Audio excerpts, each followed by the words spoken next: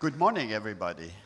First, I'd like to thank you to the organizers that I have a chance to be here and introduce one of my projects. My name is Schmid. I'm from Switzerland, and I'm an artist and photographer. And well, if I would introduce my life, I would take probably 5-6 hours because I'm already 72 years old and I have quite a number of miles behind me and in my feet. But I like to show you in a little video who I am.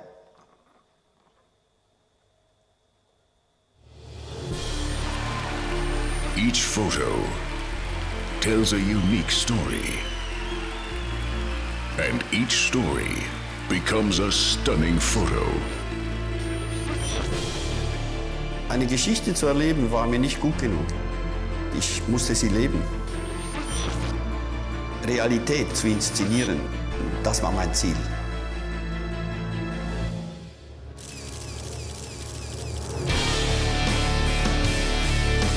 Schmid takes us to the most exciting locations in the world. Where other photographers reach their limits, he goes a step further to create images that have left their mark on the memory of entire generations. Treat your eyes to an amazing journey.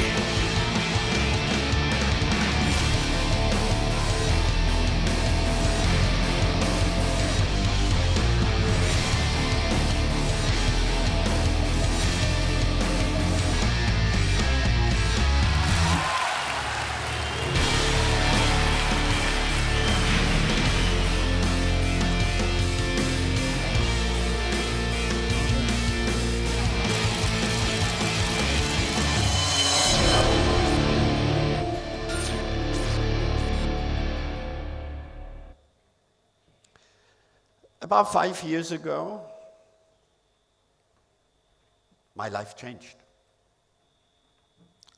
Actually, here in Thailand, I was for one of my art projects in a little city, it's called Udon Thani, and on the way to the restaurant in the evening, I had to cross a bridge, and on the bridge there was a girl begging.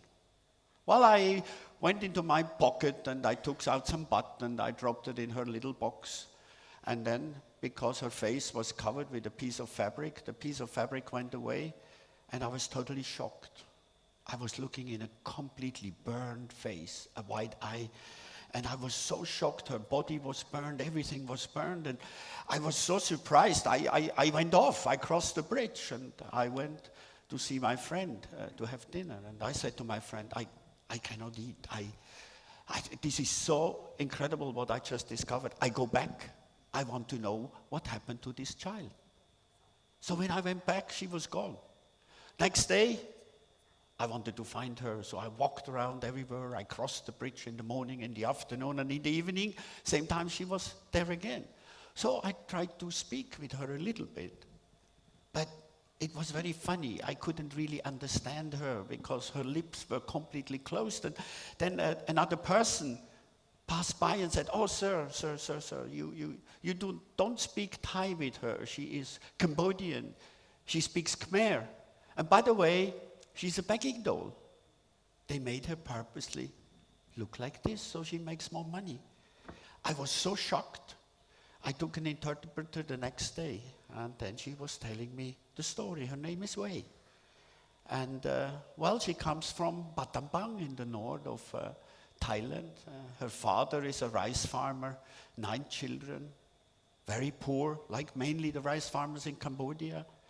And the father had to take money, a loan from the Vietnamese loan sharks, and he couldn't pay back the money. So he wanted to sell his 2 daughters, but nobody wanted them. So he took a blowtorch and he burned their face and he burned their bodies, and like this he was able to sell them to an old woman. The old woman took the 2 children and brought them to Thailand and sold them to a begging syndication. That happened when Wei was 3 years old. In the meantime, Wei is 18 years old. When I discovered this, we brought her back to Cambodia. We put her in an orphanage, and I paid for operations. I paid for schooling. And it's amazing how this young woman developed out of nothing. You know, she went through her primary school, secondary school, high school, and today she's at the university and she studies. But through her, I discovered that there is many, many, many of these children. And the lady from the orphanage told me, Hannes, if you want to know where they are and where they come from, you have to go to the dump site outside of Phnom Penh. The next day I went to the dump site. And that's where I started living, on the dump site. And the lady was right. She said, Hannes, what you discovered there is even worse what you can imagine in your mind. And she was right. What I discovered that was the worst ever. Something I could not imagine, that children, families have to live how they have to live.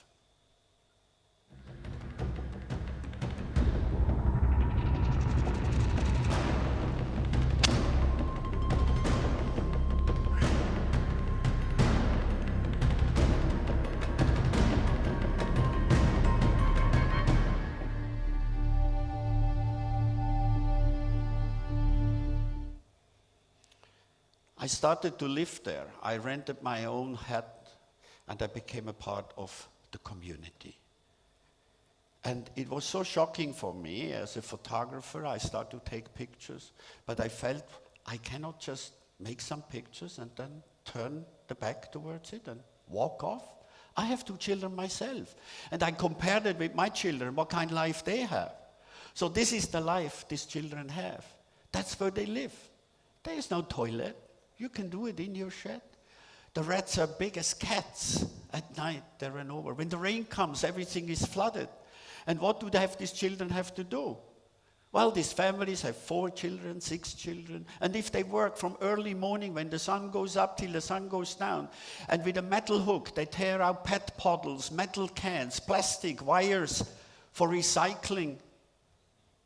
Well, they make $1.50 a day if they're lucky. 1 kilo rice is 90 cents. And these children, they have no shoes and they have no food. So they have to tear off the plastic bags, who already are for 2 days laying around in Phnom Penh. Water, there is no clean water out there. So it's devastating. And there is little businesses around. Some of them, they are sewing these big bags where they have to transport then the PET bottles and the plastic. But this is very deadly. These businesses they have are very deadly. These bags are full of chemicals. These bags are cement bags. So they breathing in this dust. The family lives where they work. After 6 months, 7 months, they start up to spit out blood. The children die on lung infections, and the parents die on lung infections too. This is reality. Because they have no money to go to see a doctor. They have no money for medication. But they have children. But when you make no money, the children become a part of your income. If you look at this picture, this girl, she's about 8 years old. But what she has in her mouth is a sexual disease, child prostitution. We are number 1 in the world. Cambodia is number 1 in the world of child prostitution. It starts with 5 years to 6 to 12 years with oral sex. And then when they are like her, 11 year, 12 year, they sell them for $1,000 the first time and for $250 the second time. And that's reality. That's the neighbor country of Thailand. She is 6 years old. The mother paints her lips every evening so that she sticks out among the other girls, right? The clients are the police, the politicians, the truck drivers, right? And there are also some foreigners. But when they are 16, 17, they're still in the child prostitution. They get pregnant. But it's devastating because usually these young mothers are sick. Their mother milk is not enough. It's contaminated, right? And what happened? These babies, they have no chance.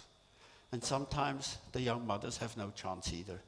When the rain comes, like now in the rainy season, These people have no money to buy gas bottles to cook. They use wood, they find, but the wood is wet. So out of it, they cannot even cook or boil anything properly anymore. It's typhoid, and people, it's epidemic. If we find a dog, we kill the dog, we eat the dog, right? The boys in the slums, they have to all contribute, right? They're hunting for bats, 6:20 in Phnom Penh. And you know, Phnom Penh has actually no infrastructure.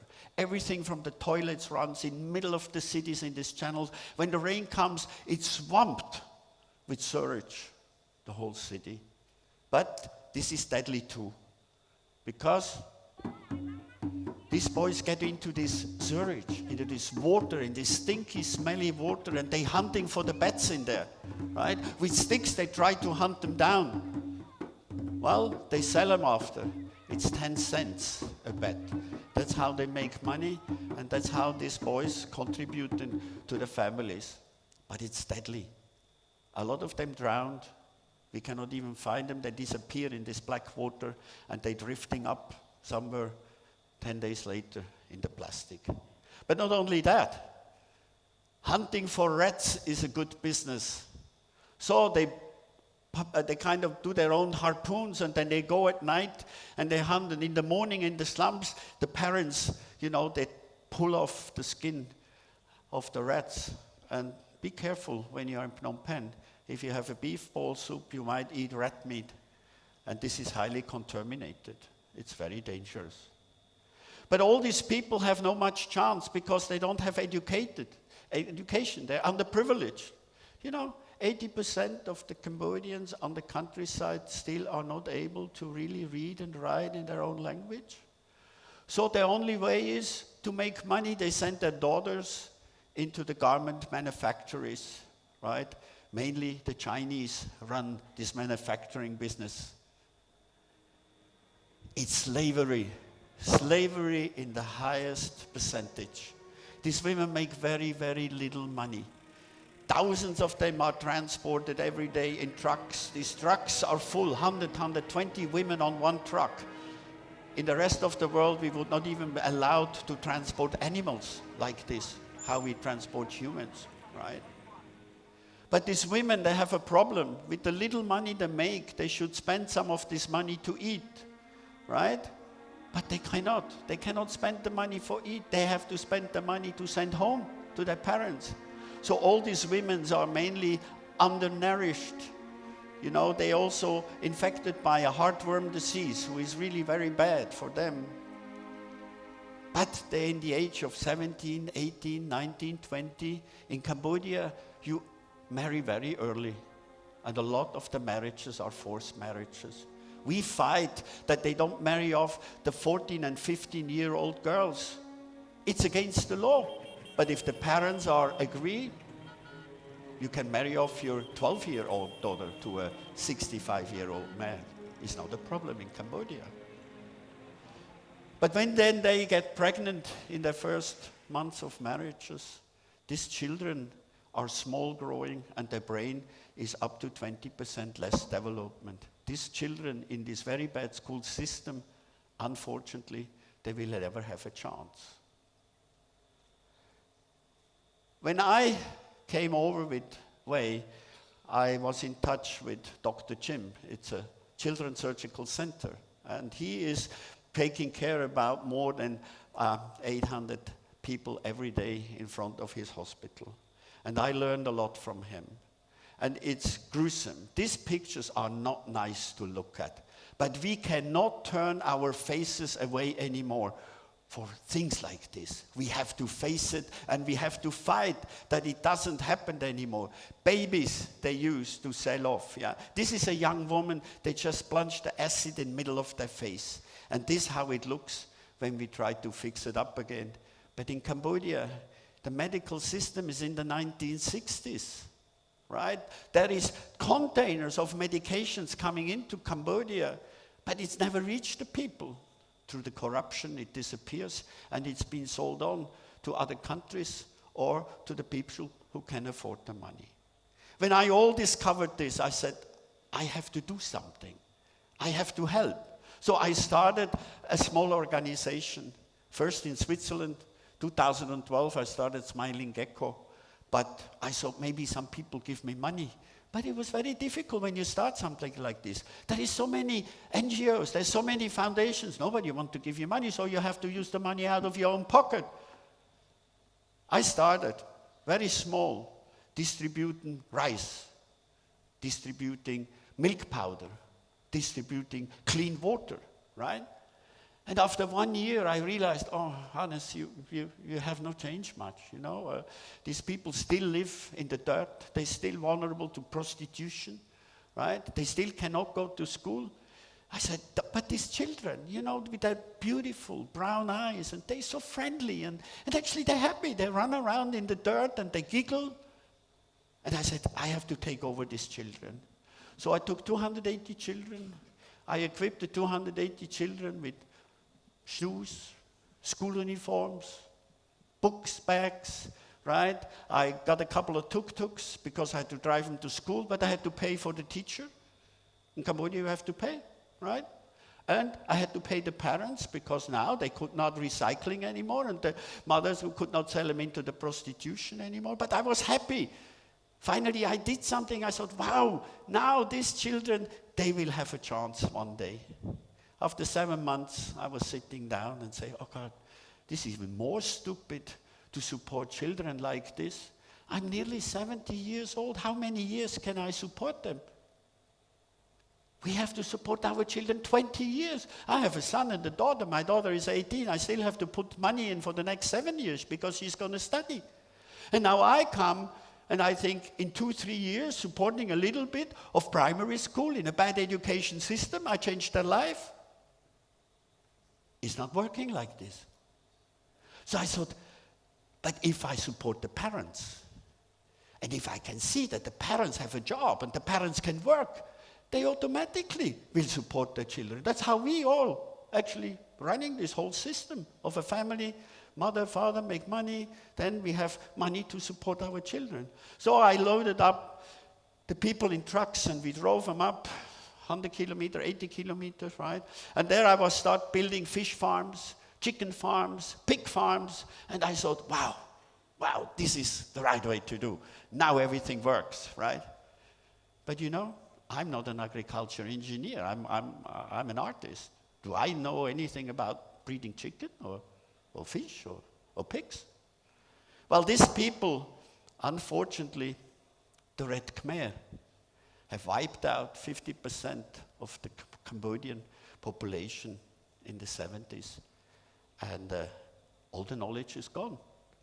So they had as less or as little or as much understanding of breeding chicken and fish like me. It failed. We failed so badly, you know. My fish, they were dying after 2 weeks. They were swimming upside down, and they had all this white kind of funguses, right? Well, the chicken, I had to buy them from CP Cambodia. You know, you have to feed them antibiotics, otherwise they not survive in the open, because I wanted to have free-range chicken. And my pigs couldn't walk anymore because they're genetically destroyed completely. So if you want that they, in 3-4 months, reach 100, 120 kilo, you have to feed probably more antibiotics than pig feed. I said, Hannes, it's not working. And then, when I was sending money from my Swiss bank to the Canadian bank, $15,000, I never got the $15,000. I maybe got 8, 9, or 10. And they said, no, look here, SWIFT, transfer. The lady at the counter said, oh, sorry, sir, we only have 10. Do you want the 10 or do you don't want the 10? Cambodia is of the 168 corrupt country, 165. Hun Sen, the president, is electing him again and again by himself. He just had the election. So he elected himself to the presidency for another 6 years. And I went to my friend, Dr. Jim, and I complained. And he said, Hannes, you have to become clever. You must become local. If you are a local NGO, they don't take the money. Because the locals have no money, only the internationals have money, right? So I said, how do I do that? So he said, yeah, you need a lawyer. So in the hotel I was living when I was there, the lady, she introduced me to a young lawyer, Lip. He's here with me today. So Lip and I, we are started Smiling Gecko, Cambodia. And this is amazing because Lip actually was just on the way out. He just finished, as a lawyer, and he wanted to go to Australia. And he said, look, I only have little time because I'm already nearly packed my suitcase to go. So we were sitting down, and everybody told me, until you have a local NGO, it takes forever, 8 months, 9 months. But Lip managed to do this in 4 months. And then I said to him, you're not going to Australia. I said, you stay. You help your country. You can go after to Australia, right? So he agreed. And we started something who has become so big today and so amazing. So in May 2014, we started Smiling Gecko Cambodia, right? And then we realized that actually we can own land. So immediately we were looking for land. So Sophie, my tuk-tuk driver, who was living nearly my half-brother, right, said, where I live outside, 60 kilometers in the north, this is beautiful, fruitful land. This is fantastic. Why don't we go there? So we went there. And we bought 9 hectares of land, and we started the Agriculture Family Project. Okay, we started again in agriculture. Even our knowledge was very little. But today, there's the internet. Okay, you can go on the internet and say, what is about chicken, and what do you need for pigs, and So, okay. I realized that what we want to do is we want the families bring away from the slums and from the waste hills. A lot of the NGOs, they invest their money in the slums and invest the money on the dump site. And you're asking yourself, why? This is the worst environment people can live. We have to bring them back to the countryside. But for this, we need infrastructure. So I made a plan, 12 families, about 300 people. And we started because it was just brushland. There was nothing. And we are in the area of the Tonle Sap. So in the rainy season, the water will rise and will flood our land. So if I didn't want that the fish swim to the chicken, or that the chicken then swim to the fish, I had to lift up the land for 70 to 90 centimeters, right? In November 2014, we were ready to accommodate the first families.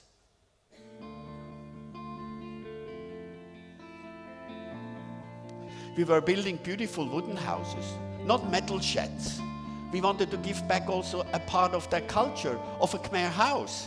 Yeah, there were toilets built. Every house had a kitchen. Then we started with everything what we could grow. Morning glory, we started with the chicken again, right?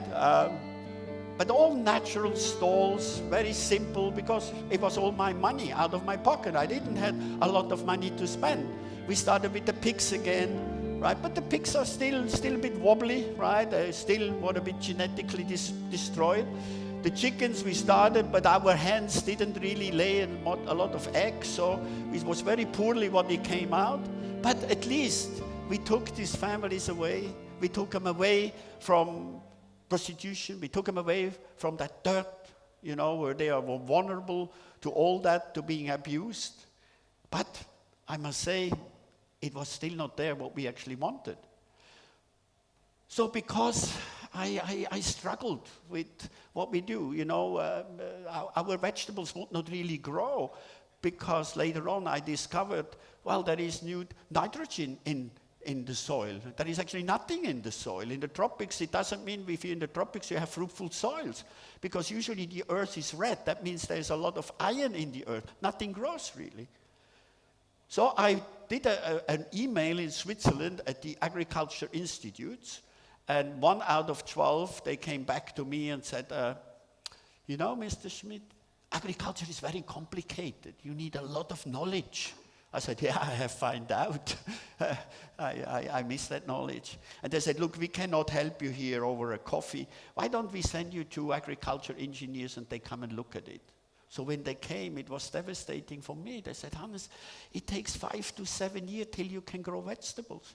And your chickens are genetically destroyed, and your pigs are genetically destroyed. So you have to start to rebuild the genetics of chicken, the genetics of the pig, and it takes 5 to 7 years till you can really grow vegetables. I said, I have no time. I don't have 5 years to wait. Is there different kind of systems? So we started very intensively. We started with the nursery. Today we have over 140,000 plants, trees and bushes being pulled out of the seeds, right? We started immediately an agriculture school where we started to study the soil. We studied the nutrition in the soil, right? We took in the farmers in our area. There's about 350, 400 farmers, and started to educate the farmers. And today, after you can stay 2.5 years, we own 120 hectares of land, and we are very, very professional. We produce bio-organic vegetables. We have aubergines, eggplants, we have beans, cucumbers, tomatoes, and we have really reached a level of, we're going up now to 25,000 hens. Right? We have our own hatcheries, our chickens are incredibly healthy. We have a fertility rate of 80-90%. And what I'm especially proud of is this. We managed to reinstate the genetics of our pigs. And I believe, if you ever have a chance and you come to us, this is the best pork you ever have tasted in your life. They're wonderful, healthy animal. Look at them. Look how beautiful they are, right? You fall in love with them, right? So this is all what we have achieved in this little time, but this is not enough. Why? We have a very big problem. The Mekong has been dammed 20 times for electric power station for China. There is no flooding anymore. So that means if there is no flooding anymore in the Mekong Delta, there is no nourishment for the rice paddies. We will lose the rice. It's predicted by scientists that in 25 to 30 years we lose 60% of the rice production in the Mekong Delta. And I don't know if you know that 80% of the world's rice amount comes from the Mekong Delta. So it's going to be devastated. I said, the farmers, they have no income anymore, right? Till a little while ago, they made 7 to 8 tons per hectare. Slowly it goes down to 2 tons per hectare, then later on to 1.5 tons per hectare. And I said, we cannot do that. In my area, there's about 40,000 hectares of rice. We're talking about over 40,000 people who live from that. But if we cannot change that, they will lose their income. The young people have to move into the cities, right? And nobody can live on their paddies anymore. Now we are planning a rice mill. We have to bring the rice mill closer to the rice because the system of rice mills, we have big ones on the border. There's a lot of Thai rice mills on the borders, but they are far away from the paddies. So when you harvest the rice in the morning, you have to dry them. You have to put them out on a plastic on the street so that they dries up. But then they get infected. Then they store them in bags.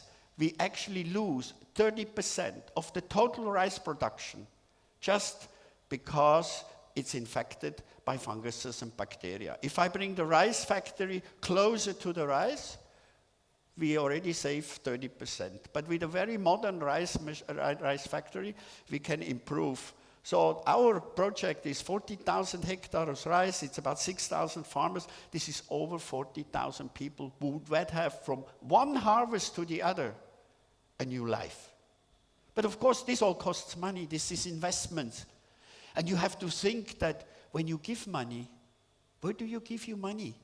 Do you give money somewhere where it disappears, or you give your money somewhere where it really generates maybe money again for the people you give it to? The fact is, this is reality. This is how people live in Phnom Penh and in a lot of places of Asia.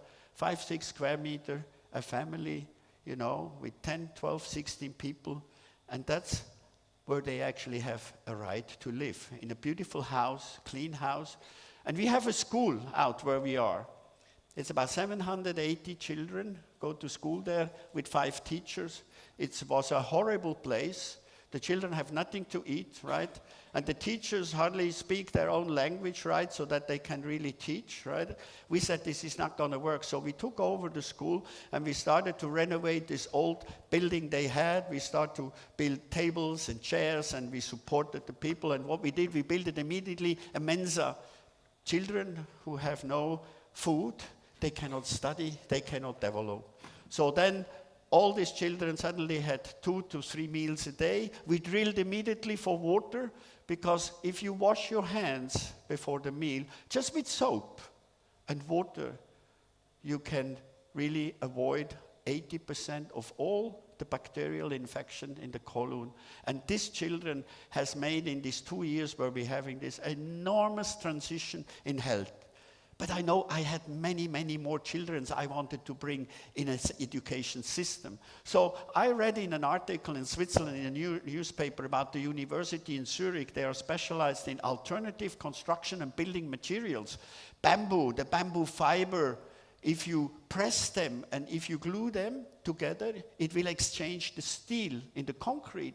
And there is a mushroom kind of a system where you can produce a concrete out of the mushroom.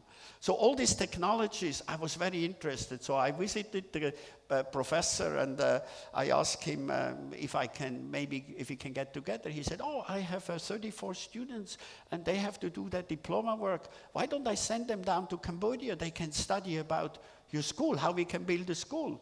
Right, out of this, we had 18 different projects. Out of the 18 projects, we took 5 young architects and they were planning our school.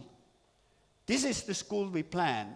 But here the material is still wood and concrete, but in phase 2, we are in phase 3. Now we just finished phase 1. It will be all this new material. But then I realized I have a lot of woodwork. Why don't I build a carpentry? So I can introduce people can study carpentry, because this is what's actually missing in these countries. There is no craftsman. Nobody has a skill. So I said, let's do that. So we started in May 2016, starting with the foundation. August 2016, our carpentry shop was finished. That's how it looked like. I got the old machines from Switzerland. We put them in a container. We brought them down. And we started in the short times to build up this carpentry. And the main effect was that this carpentry was in charge to help us to build our own schools. But I'm not a carpenter, so I went to the Institute of Carpentry in Switzerland. They are young guys. They have a 9 years of education, then they study 4 years carpentry, and then they go to the university to become wood engineers. So I was talking to them. They were sending me these people. They did 1 year practice, and we started really from the scratch on to educate the young people. A 2-year education in Switzerland, it's a basic education in carpentry, will take 5 to 6 years. In Cambodia, why? We have to teach them to read, to write, to measure, to understand. But they are very good, they're very clever, they're very skilled with the hand. So actually with the hand, they're already 5 years ahead, but then still they need to calculate. Also, if they want to have a business one day, they have to run a business, so we have to teach them how to run a business. But today, we have improved very quickly. This carpentry has become very big, right? We have over 55 people working there. We have between 6 and 12 people we educate, and it goes fast, very, very fast, because I needed to have all this material for the school, because last year on the 15th of November, the school had to start. If we miss that date, we have lost 1 year, and I couldn't afford that. And where's it going? Where's my picture? Somebody took my picture. Okay, wait a second. So the university in Zurich made all these amazing plans, and we took the plans down to Cambodia. We talked to engineering companies, and we had to start, and we had very little time. July last year we start. November the 15th, my school had to be ready for the first generation of children. Thousands of cubic earth we have moved, because it's a big school. We have dedicated over 20 hectares to the area, right? And my carpentry shop started to work, you know. LEAP was organizing. It's not easy to find the wood, to deal with the wood dealer. The prices go up and down every day. It's like the weather over there, to get everybody involved, right? So we started, we had very bad rain. We had last year, the rainy season was terrible, right? But we needed to be finished, so we had more than 300 workers on our construction site. We were working day and night, and I'm telling you, they did an amazing job, Everybody was working 24/7. We didn't care about if it's rainy or not. And slowly this structure go up. This is an amazing structure. Now we are up for 4 different nominations of architectural awards. This is an amazing construction. It's a mix between 1,200-year-old architecture of Angkor Wat and a very simple Swiss wooden house. 15th of November, I was in tears. We got, as a present, 2 school buses. And we were picking up these children in 8-kilometer surroundings. Children who the first time in their life were driving in a bus. The first time in their life they were able to go to school. They had no idea what's going to happen. Because you have to understand, 15 November 2017, by 2027, they come out of a 9-year education. By 2031, 32, they come out of a higher education or as a craftsman. That's how long it takes, and that's how long we have to invest money into education. It's not enough. 3-year primary school, or a little bit here, or a little bit there. We need systems where young people can grow up. We have a split education program. On one side, half a day, we have Khmer teacher, Khmer principal, Khmer classroom. On the other side, we have field English with Cambridge English and mathematics. This is the only way it goes. We build immediately sport fields. I have a girl football team. I tell you, 2028, they're going to join the World Championship. This is what we did in this very short time. And believe me, this is one of the best and most beautiful schools in whole Cambodia and maybe far over the borders. But these children deserve a proper education. If we don't do that, we have a problem. Because in the next 25 to 50 years, we depending on the people who are underprivileged now. They have to be able to work. They have to be able to earn money. And they have to be able to spend money. If they don't that, from what do we live?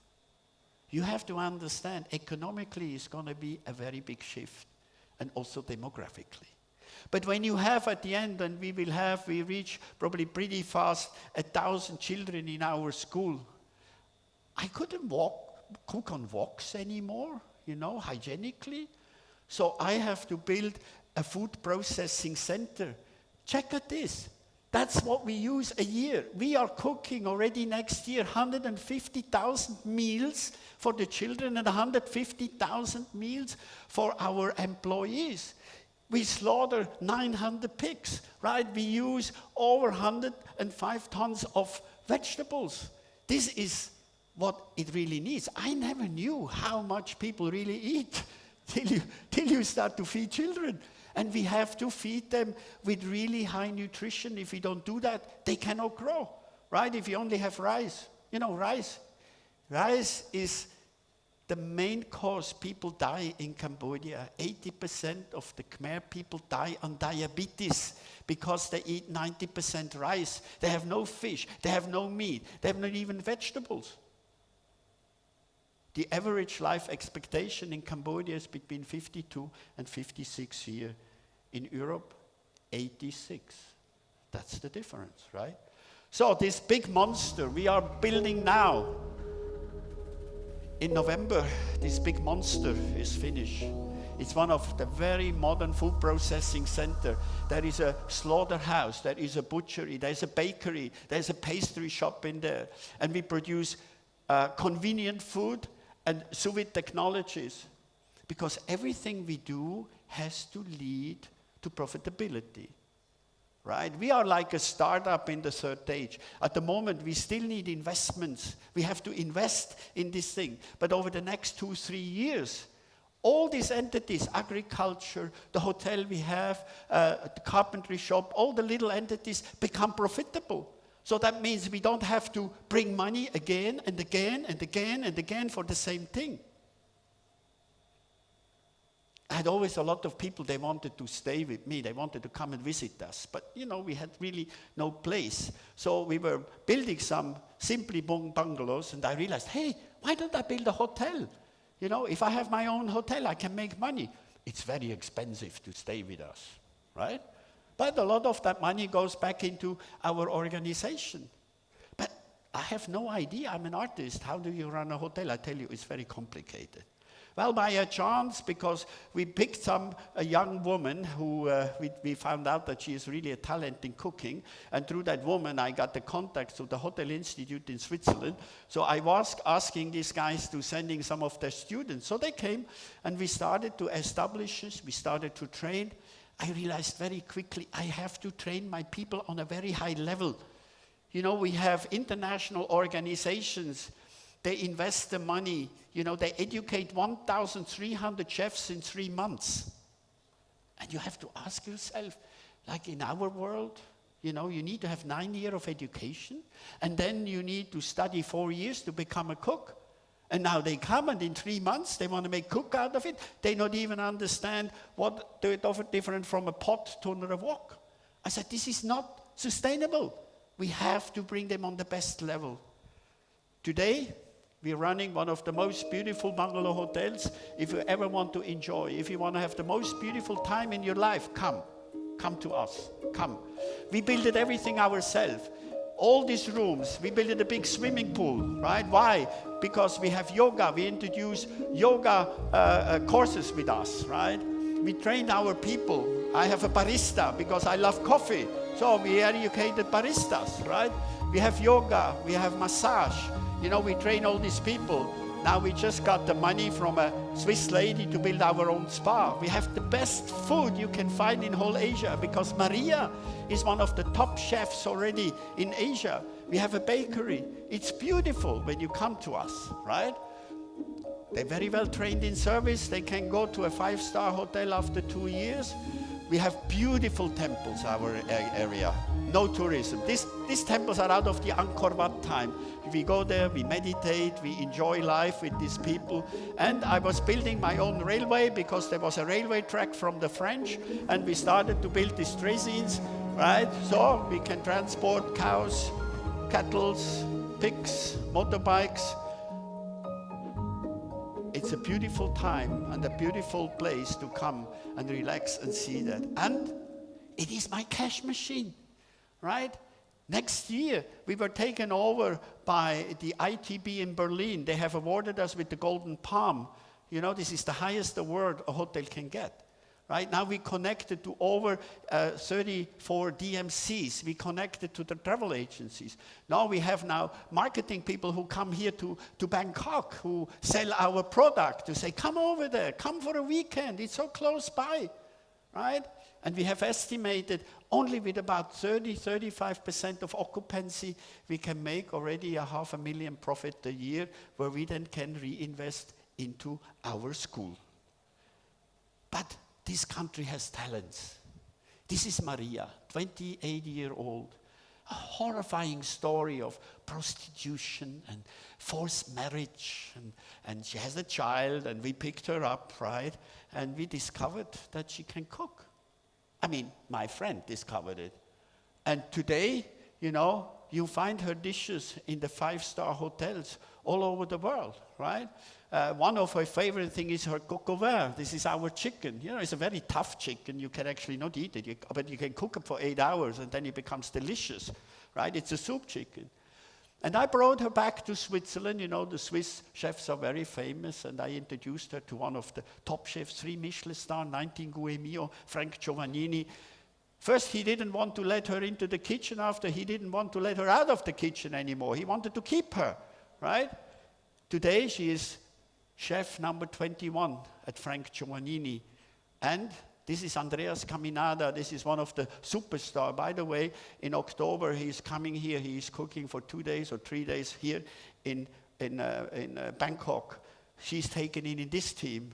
And now we started with over 25 of the world's famous chefs, a project where they send their talents to us. Every month, there's one of these super chefs come.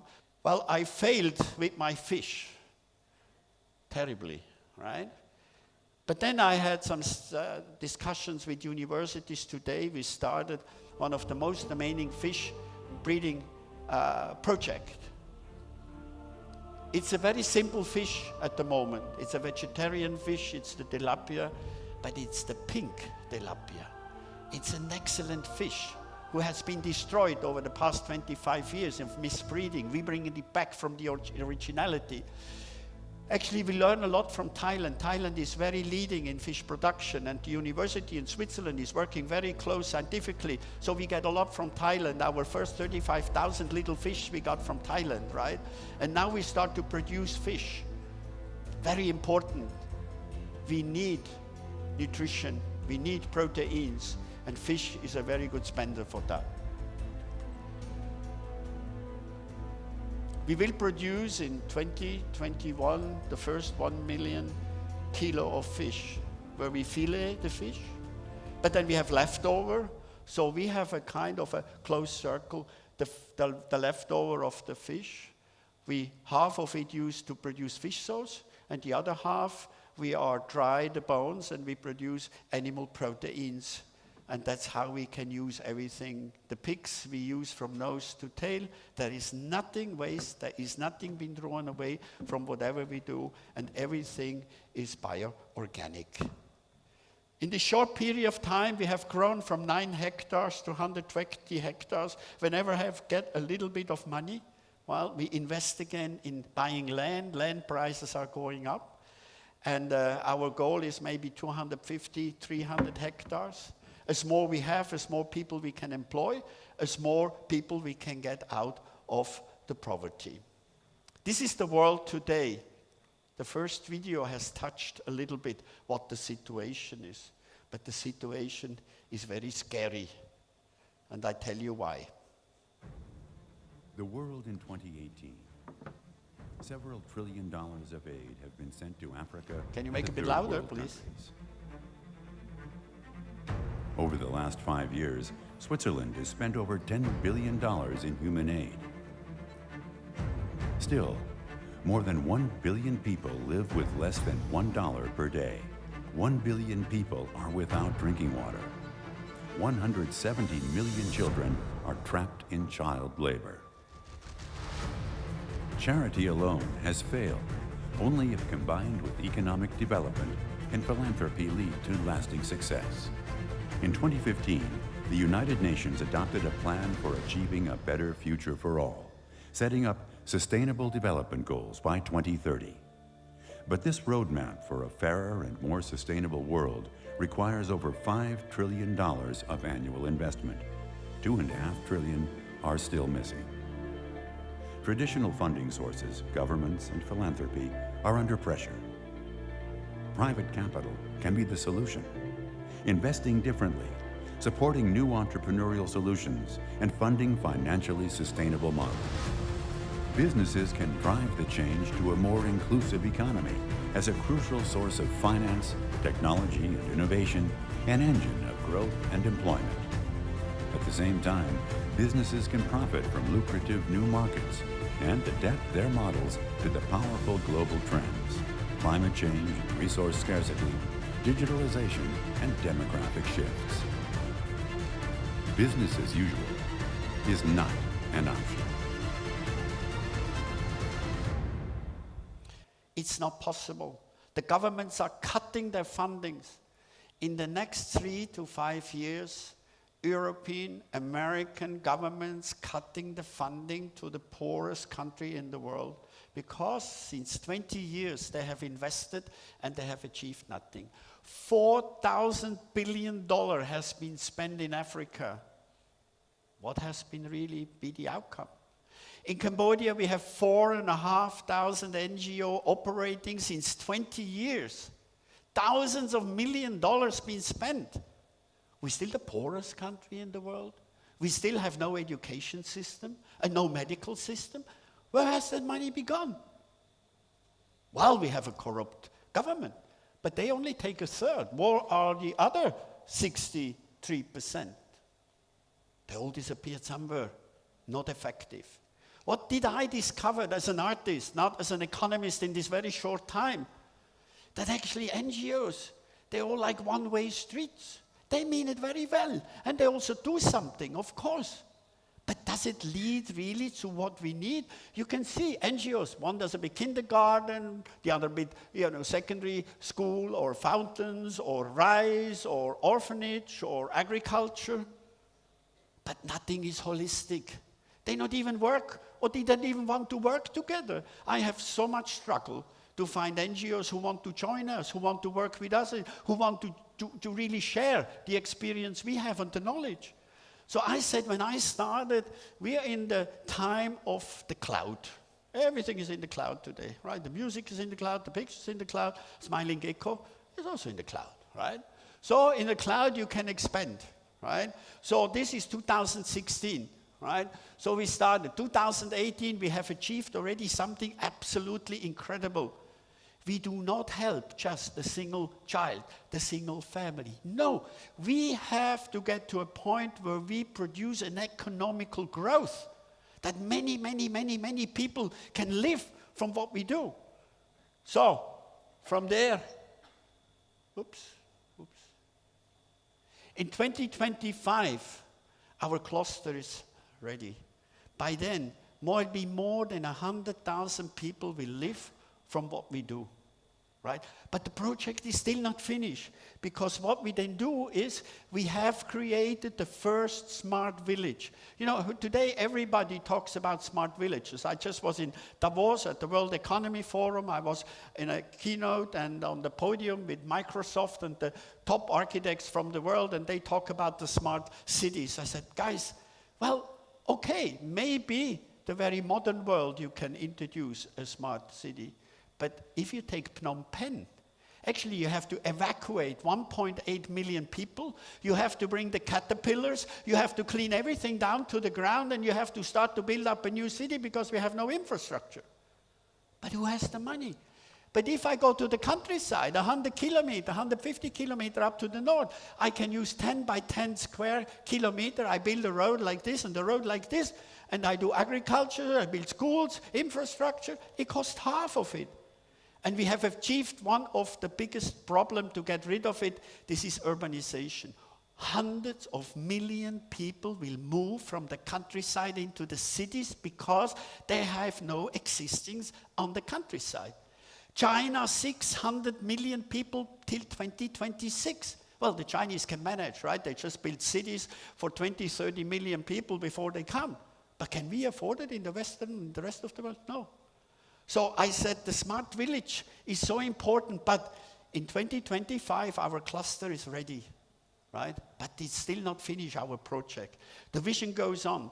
By 2035 we have produced 17 of these single clusters. And what have we achieved by 2050? We can produce up to 30% of the GDP of Cambodia. Very simple. We're just exchanging this enormous amount of 70 to 80% import through domestic production. And with the domestic production, we can export. Cambodia has nothing. 80% of the GDP comes out of slavery of the textile factories. Today, the Chinese investing a lot of money. They're building the largest casino city beside Macau down in Siem Reap. But this is not going to last. They're building, financing infrastructures of buildings in Phnom Penh, but nobody lives in there because nobody wants to live there, right? So this is a way.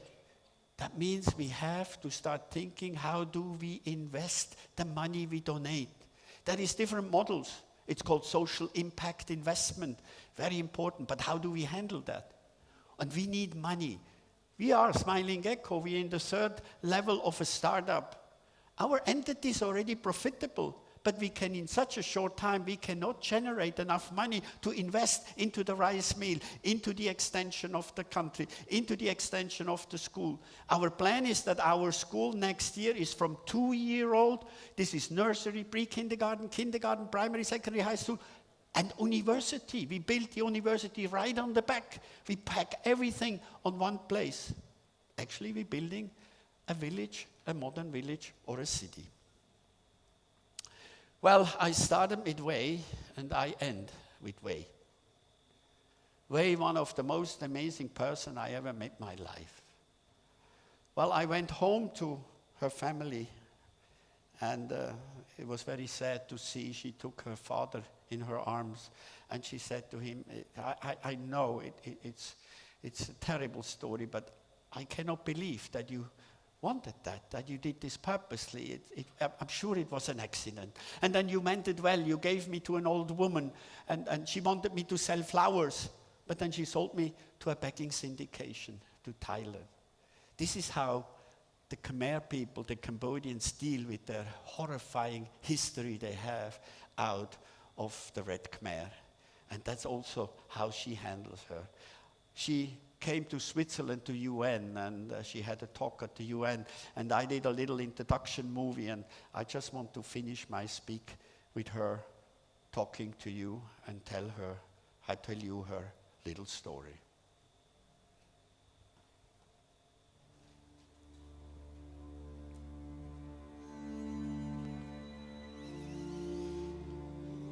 Hello, my name is Katrin Val. I'm 18 years old. I come from Cambodia. I was born in Battambang province.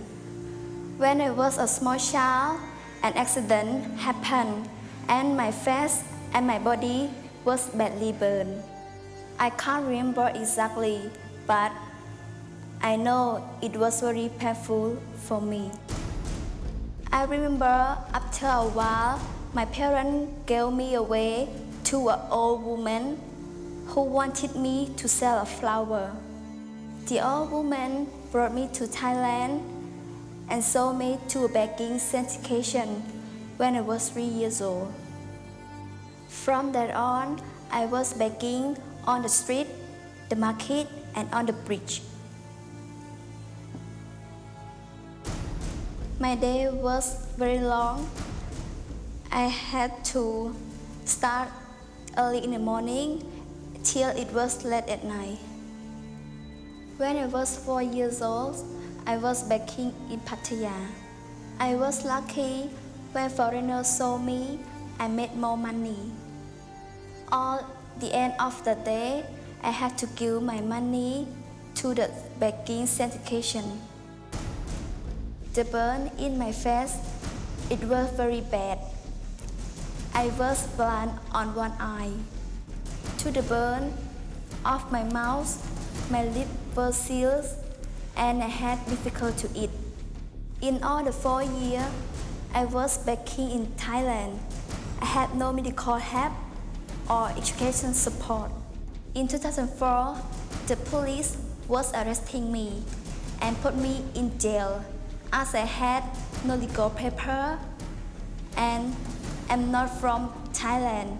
I was Cambodian and I had no passport. Nowadays, I am very happy with my life. I can go to study like everyone. I can study English, computer, dancing. Also, myself, I can sing very well. I like singing and dancing. I have many of friends. They really like me. Also, I love them too. We are so close. What I'm thinking is I have a good life, good friend, like everyone. I want to study politics and environment. That's why I want to change our countries.